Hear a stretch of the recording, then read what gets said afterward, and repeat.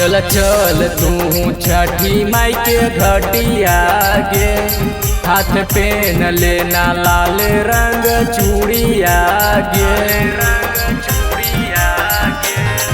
चल चल तू छठी माई के घटिया गे, हाथ पेन लेना लाल रंग चूड़िया गे।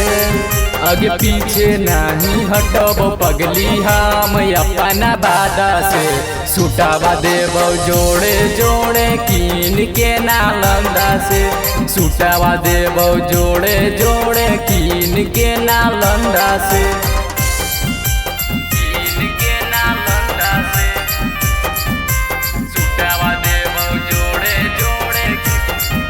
बोली बोली छठी मैया की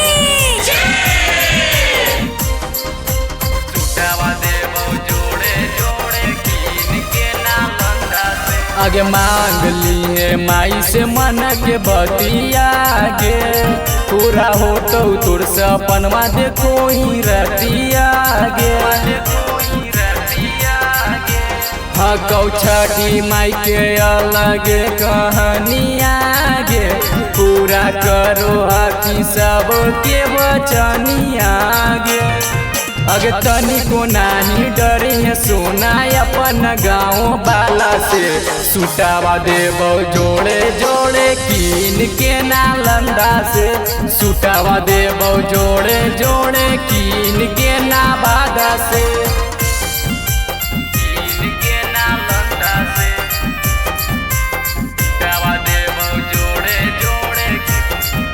बोली बोली छठी मैया की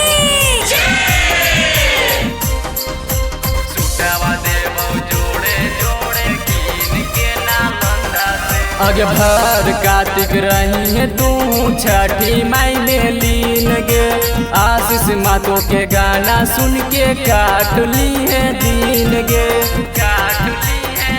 कि कुछो हो तब नहीं तोरा परेशानिया गे, साथे देवरो जैतो युवराज शुभम रानिया गे। अगे जईमी की नाई जईमी बोल साचे इरादा से, सुटावा देव जोड़े जोड़े कीन के नालंदा से, सुटावा देव जोड़े